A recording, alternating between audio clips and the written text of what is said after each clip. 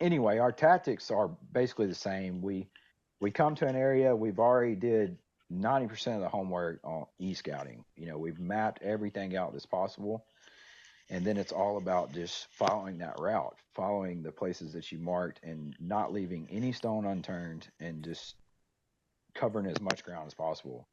And sometimes we have to like completely pull up stakes from where we wanted to be or where we thought we were going to be and drive 5 hours the other direction. But by the end of the next few days, we're going to be on them. If there's any ducks within a 2 state area, when we go on this, like say if we go on a trip, we're Lord willing going to find them. And that's been kind of our pattern. And so it's all about just putting in the miles, really. And sometimes you get lucky and the first place you check's full of ducks, but a lot of times we have to work for it. We have to go find them, and they're not the plan A, B, C, or D. They're plan K or W, and that's just part of it. And so once we find them, the strategy is just like then you start playing the game. You're playing the game with the chess match with the ducks, and it's all about figuring out what they want on that day. Typically, though, we like to start with big spreads if we can get away with it,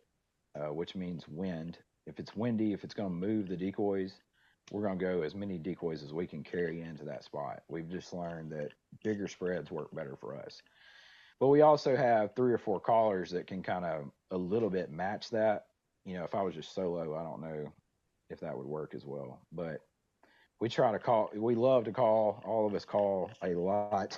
That's how we like to do it. We like to hell call and get down on them.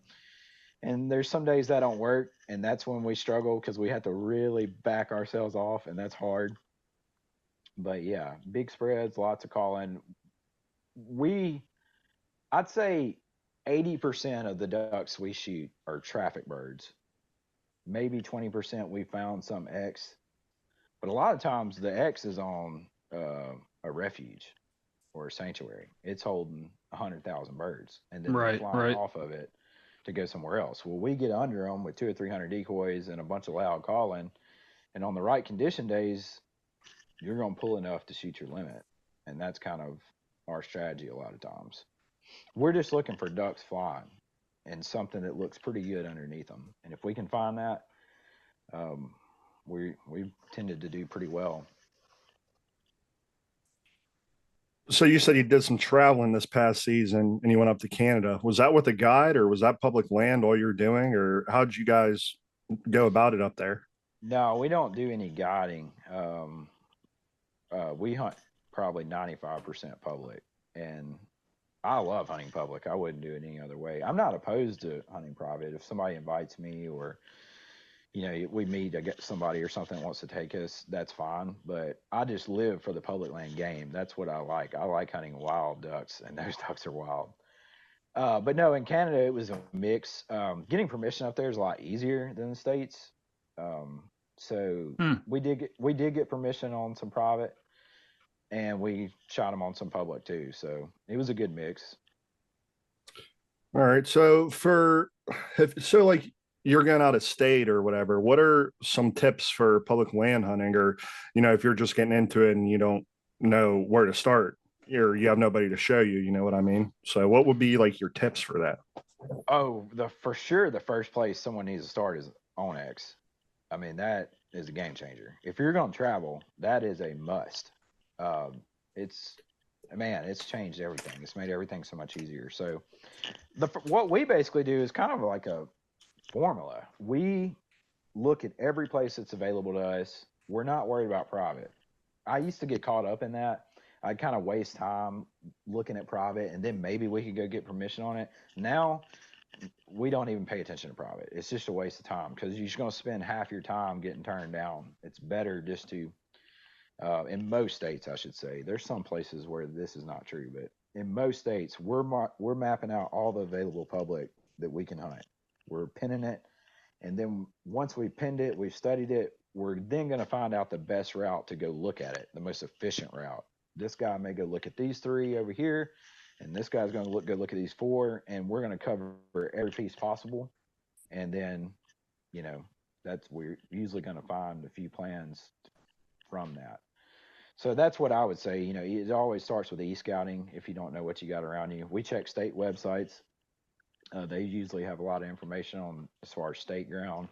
There's usually a lot of Corps ground in most states, Corps of Engineers, federal lands, which we don't really hunt federal much, but um, so yeah, that's kind of, I'd say, the first place to start is find out what's available to you, and then go scout it, go put boots on the ground, and don't leave any stone unturned. I'm telling you, if you go check 9, they're going to be on the 10th one that you don't feel like going to. Yeah, That's just how it is. for sure. Another thing I've learned in duck hunting is convenience is normally the enemy of duck hunting success. If you choose the 15-minute drive, you should have took the 2-hour drive. I don't know why it works that way, but anytime we try to do the stuff the easy way, we strike out. And then when we go do that hard thing we didn't want to is when it pans out. So how are you kind of breaking down the timeline of where you want to be at what times of the season? Are you kind of following migration reports or relying on people that you know in the area? A lot of places we go, we don't know anybody. Like this past year, I mean, we only really knew people in 2 of those states. So no, I mean, I get to hunt a lot, thankfully, and a lot of my friends do too. So we can kind of play it by ear and kind of watch the weather, and then we can look at the weather and kind of make an educated guess of where we need to start.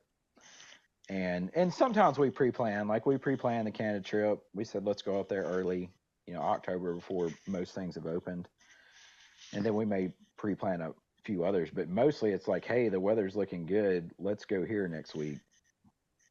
And that's the number one thing, being at the right place at the right time. You need to be where the weather's put them.